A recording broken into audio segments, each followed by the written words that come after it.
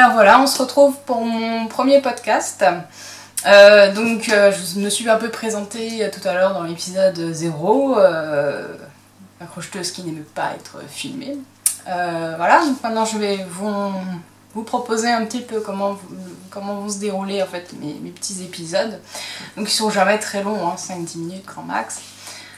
Parfois moins, voilà, tout dépend. Je préfère en faire régulièrement plutôt que de prendre du temps, en faire de trop long et finalement peut-être abandonner un cours de route. Je préfère vraiment avoir un rythme assidu, on va dire. Je vais déjà vous parler de mes projets terminés. Terminés, j'entends, terminés la semaine dernière. Je participe au tournoi de Knittich 2019, le tournoi de Knittich.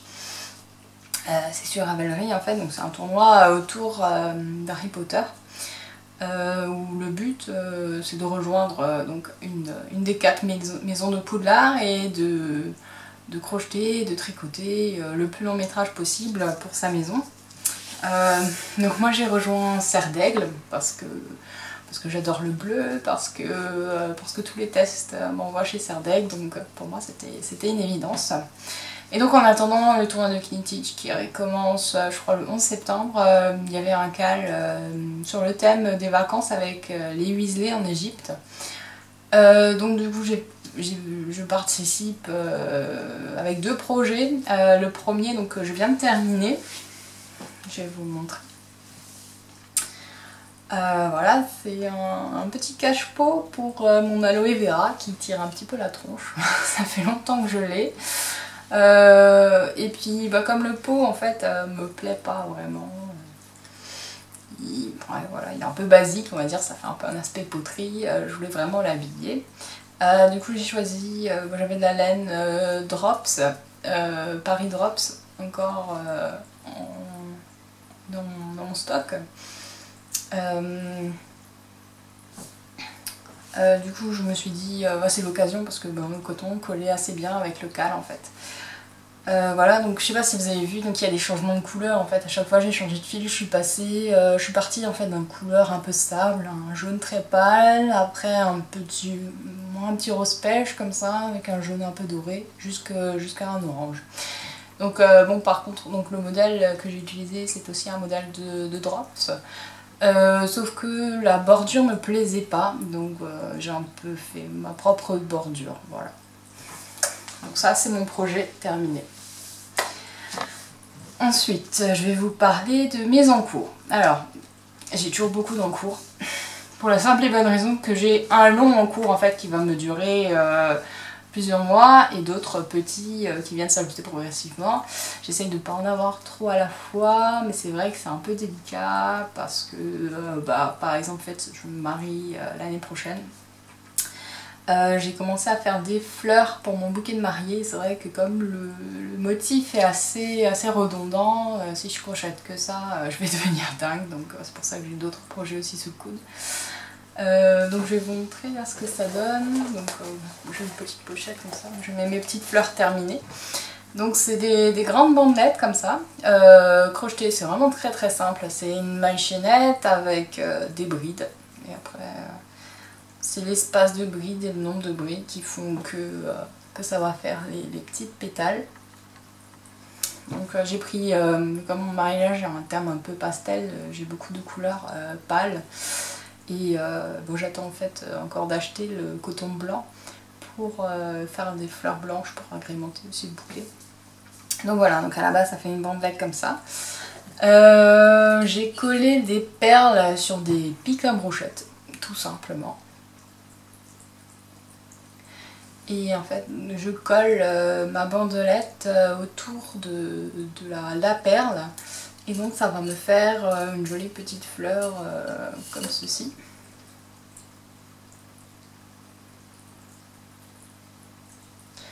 Voilà, donc j'en ai de plusieurs couleurs.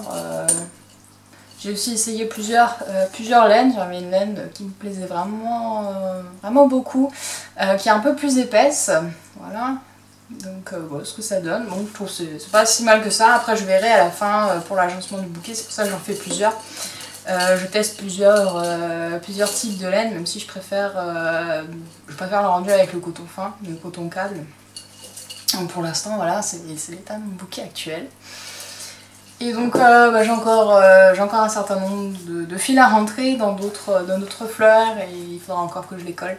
Mais pour l'instant c'est plutôt bien parti. Voilà. Donc ça c'est mon projet qui va me durer jusqu'à l'année prochaine puisque je fais une petite fleur par-ci, une petite fleur par-là. Ça prend pas énormément de temps de faire des fleurs en fait. C'est juste que j'ai besoin de changer et d'avoir un peu plus de difficulté que de refaire tout le temps le même modèle. Alors du coup j'ai un autre en cours qui est donc le deuxième projet pour un été avec les Weasley, le cal dont je vous parlais tout à l'heure. Donc je suis en train de faire une momie. Voilà. Donc ça c'est la tête de la momie. C'est des restes de laine que j'avais. Donc elle sera... ma momie sera grise comme ceci. Et les bandelettes seront de cette couleur là, donc pareil c'est un reste de laine que j'ai, donc je ne sais pas exactement ce que c'est, je peux vous dire que c'est 100% coton. Moi je crochette en 2,5 parce que j'avais besoin de quelque chose assez serré, comme c'est un amigurumi. Donc je vous mets le modèle en barre d'infos si jamais ça vous intéresse. Donc je l'ai imprimé, bon, mon imprimante est un peu, elle déconne un petit peu, mais on voit à peu près à quoi ça doit ressembler au final.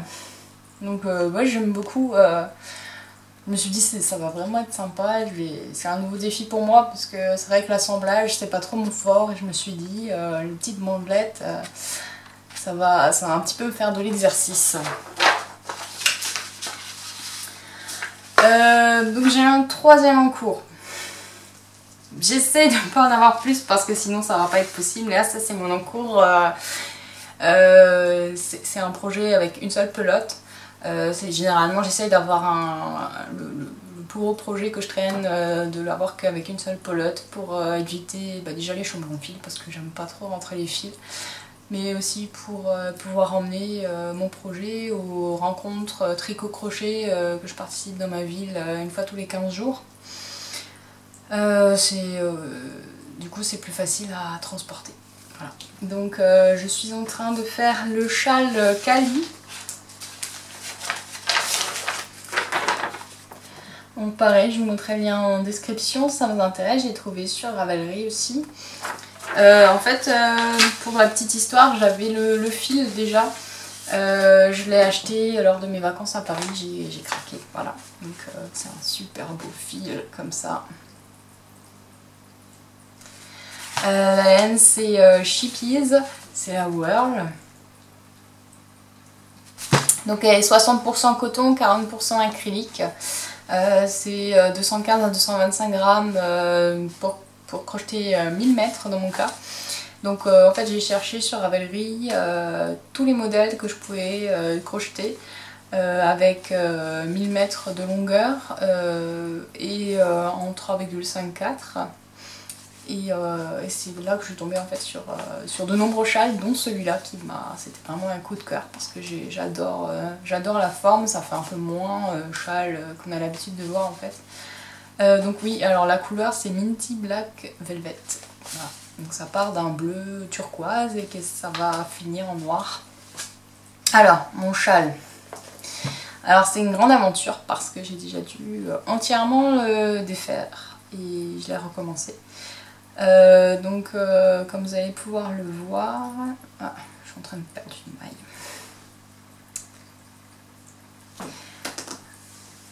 Donc voilà, c'est comme ça. Donc c'est ce que j'ai actuellement. Voilà, donc sachant que c'est la deuxième version, donc j'ai déjà recommencé une fois. Donc ouais, effectivement, comme vous pouvez le voir, on part d'un bleu vraiment turquoise et au fil de l'eau c'est en train de s'éclaircir. Oui, alors du coup en fait j'avais un petit souci, je sais pas si on va le voir parce que du coup là je me pose des questions si j'ai pas le même problème, pourtant j'ai bien suivi le modèle. En fait les lignes sont censées se croiser sur la ligne principale qui sont ici, ici, ici, ainsi de suite. je sais pas si vous allez le voir, mais là, voilà, là, ici, ça se croise pas tout à fait à la ligne centrale alors que c'était le cas un peu plus bas. Du coup, bah, je vais voir ce que ça donne. Je sais pas si jamais j'aurai encore le courage de recommencer parce que c'est vrai que mine de rien, cette longueur là, ça m'a déjà pris pas mal de temps. Ça c'est encore tout récent de pelote de ce que j'avais décrocheté, que j'ai rembobiné et que je dois recrocheter. Donc voilà, vous voyez un peu, ça fait une certaine quantité, j'ai pas envie de recommencer encore une fois. Bref. Donc voilà, ça c'est mon gros en cours, donc je suis en crochet 4, voilà. Et donc bah, j'espère avancer pour rattraper vite le retard que j'ai pris parce que du coup c'est vrai que tout refaire, bah, ça fait déjà 2 semaines que je suis dessus et c'était pas trop prévu. Voilà. Ensuite donc pour terminer, j'aimerais vous parler de mes projets à venir. Bon, une fois que je n'aurai quand même fini l'un ou l'autre parce que c'est vrai que là j'entraîne un peu beaucoup.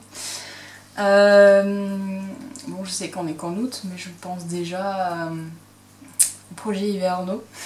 Donc en fait je cherche quelque chose à faire avec une pelote de laine que j'ai achetée lors de l'événement Nitat Motoko à Mulhouse. J'ai acheté cette super belle pelote. Donc chez un intervenant, donc c'est teint à la main, c'est 100% Merino Super Wash, voilà.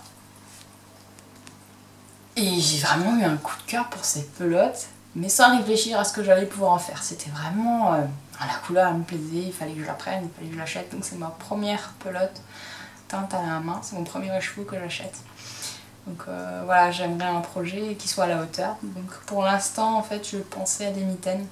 Il y a un modèle qui me plaît vraiment énormément, qui est en écaille de dragon, en point crocodile en fait. Enfin, un motif un peu écaille de dragon sur les poignets. Et en fait, je me tâte parce que je pense qu'une belle pelote comme ça peut faire quelque chose de chouette. Juste le modèle est en anglais et je suis pas trop à l'aise avec l'anglais. Donc j'attends de voir si jamais j'en trouve un autre en français. Mais sinon il y a de fortes chances, vu le rendu que c'est et qu'il me plaît vraiment beaucoup, que j'aille sur ce modèle. Voilà. Donc je vais terminer cette vidéo par mes achats. Je pense que vous êtes sans doute comme moi, c'est quand on commence, on s'arrête plus d'acheter, même quand on en a déjà.